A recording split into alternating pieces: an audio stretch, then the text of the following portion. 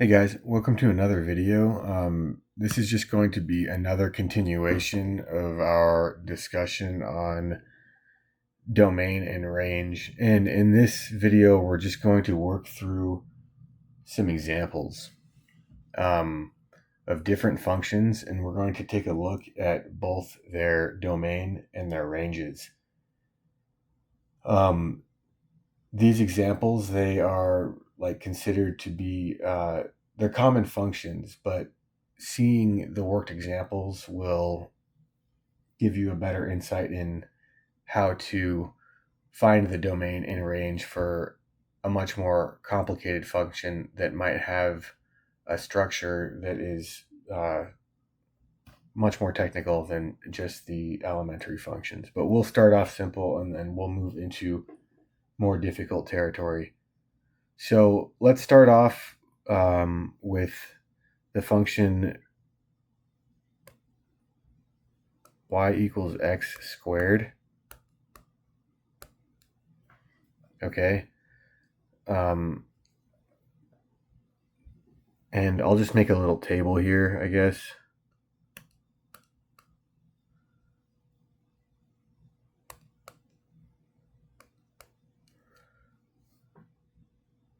So we're going to write these two columns in interval notation, right? Because that's how we express the domain and range of these functions. So for the function y equals x squared, are there any limitations on the x? Well, let's just plot it. This is a quadratic function.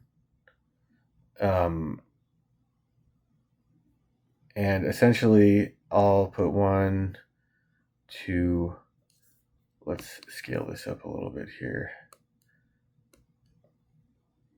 Scale it down, I should say. 3, and then we'll end it right there. Whoops, I'm not even here. That's going to make things look weird. Yeah, okay, so, and I'm going to scale the y-axis differently, just for sake of space. I guess I do have infinite space, but it's whatever. Okay, so, that's not a good idea. We're going to make a bigger one.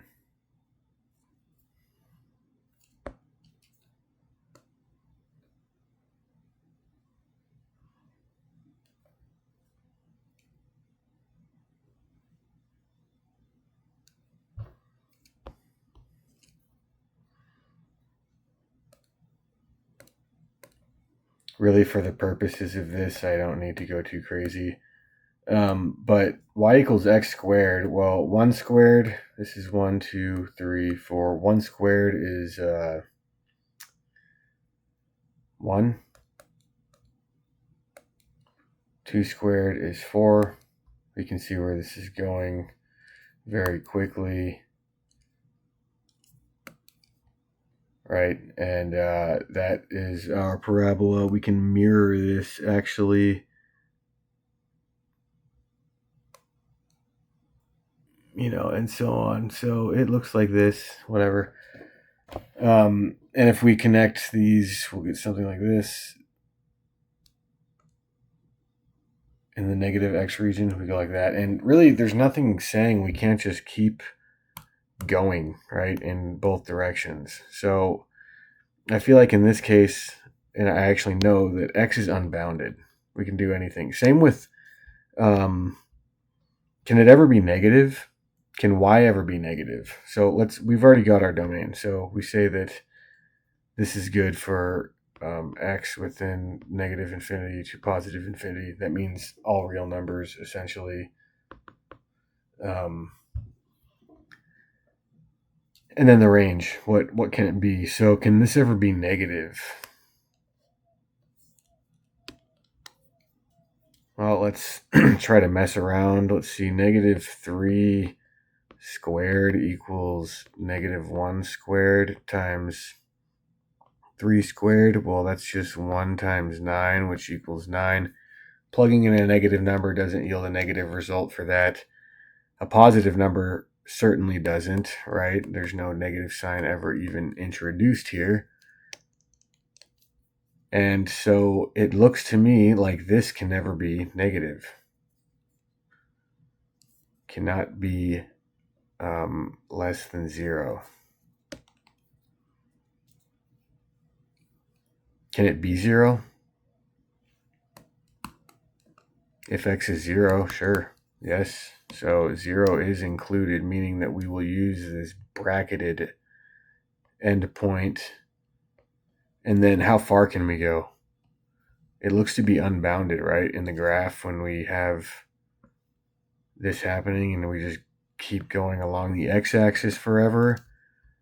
It looks like this is showing no signs of changing, right?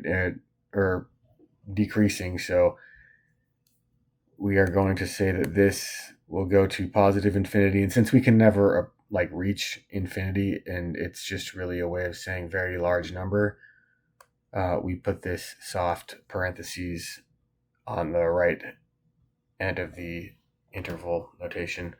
All right, let's move on. We're going to look at one that we saw previously.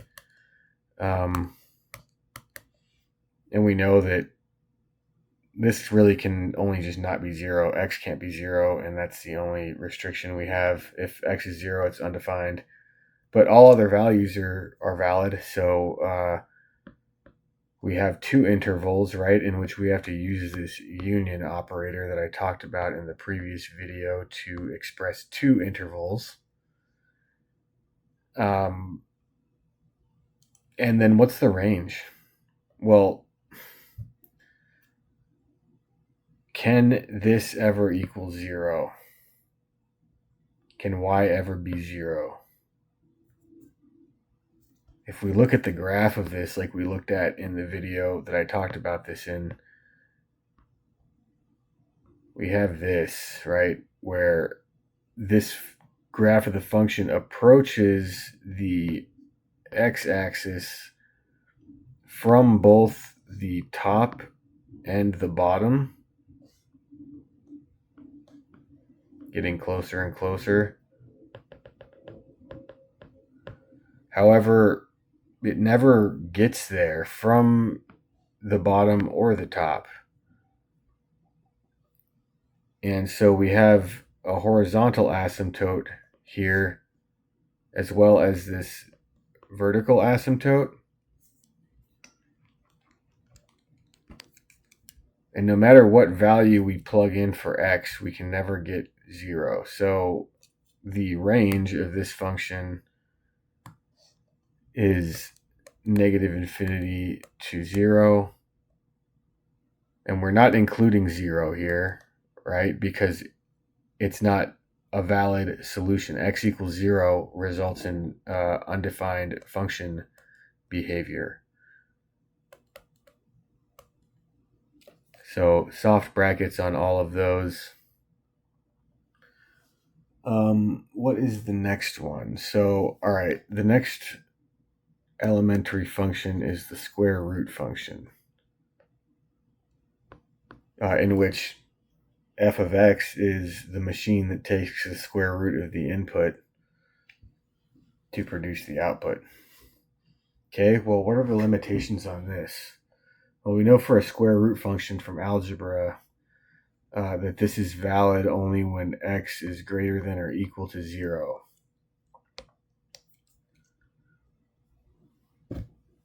So this means that it can be 0. And then as you go higher and higher x values, there doesn't seem to be any complications or domain issues with that, right? So the domain for this one, it has to be greater than or equal to 0, right? So x has to be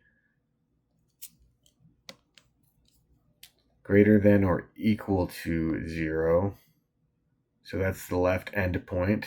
It's solid, and then we can go for all numbers higher than that. And excuse me, these are soft brackets. the range.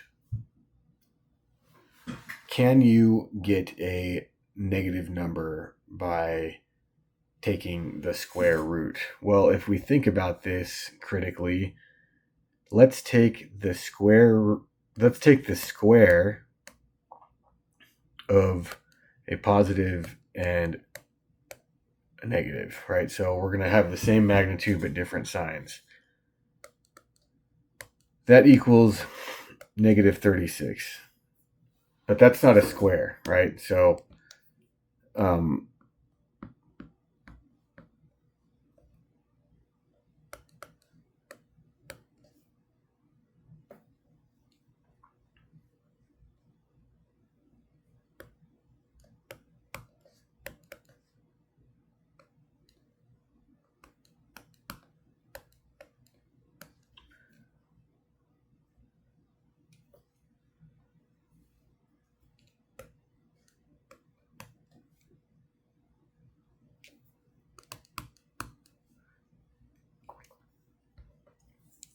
and so what is going on here?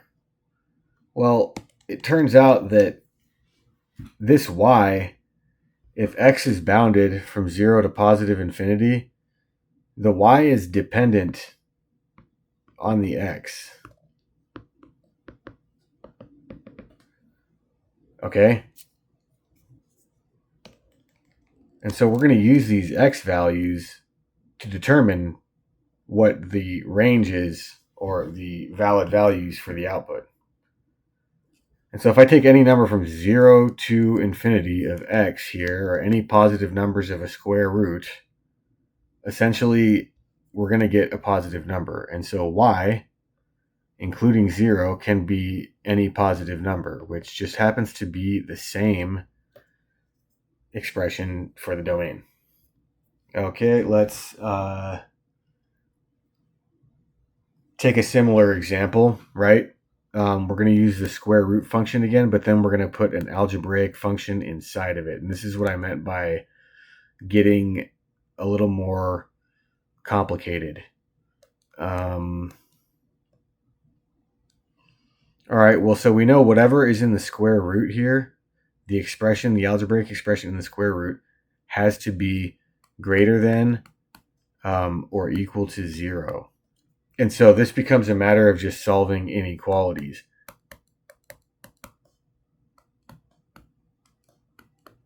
Okay, so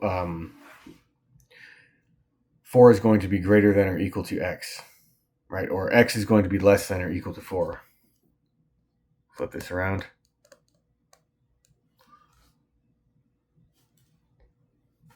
So that is the domain of this. Let's put it on a number line. We have a 4 here. Okay. We're saying x has to be less than or equal to 4. So we're going to include 4 and highlight the left portion, because this x, this whole region here, is less than 4. And it doesn't give us another endpoint, so we can safely say that this goes to negative infinity. The domain of this function is therefore negative infinity on the left-hand side, and that's always going to be with a soft bracket because we can never reach infinity. And that's going to go to 4, which is what we just algebraically evaluated. All right, now using these values here, plug them in and see at both endpoints what happens to y. So let's plug in a negative infinity for x. That's going to be 4 plus infinity inside. That's going to be infinity. So square root of infinity is infinity. Okay. Now let's plug in 4. If x equals 4, y equals 0. So we have 0 and positive infinity. Thinking about their relative spots on the number line, positive infinity is somewhere out there. Can it equal 4? Why, yes, it can, because 4 minus 4 is 0, and 0 is a valid number under a square root. And so this means that the range goes from 0, inclusive brackets, to positive infinity, non-inclusive brackets, or parentheses.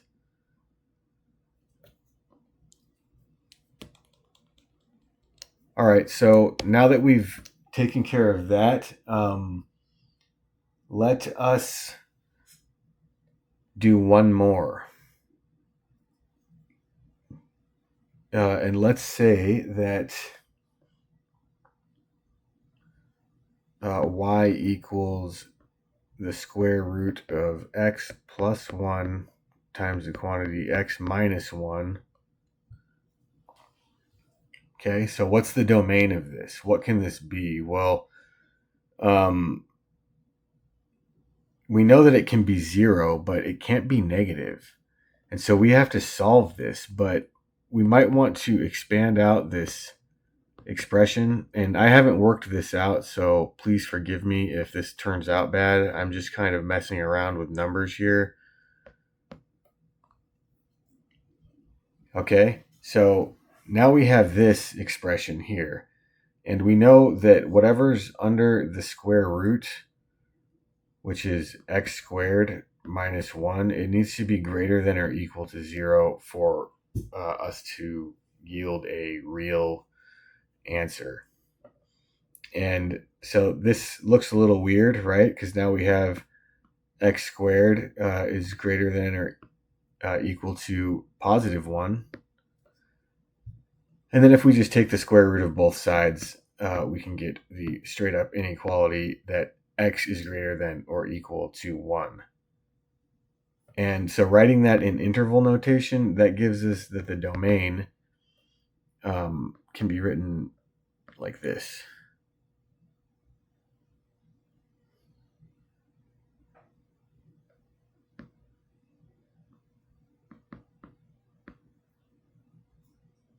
All right, now using these values for the domain, let's determine what the range is.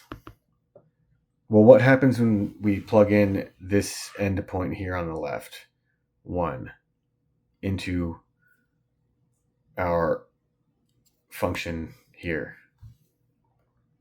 If we plug in 1, we end up getting 0, right?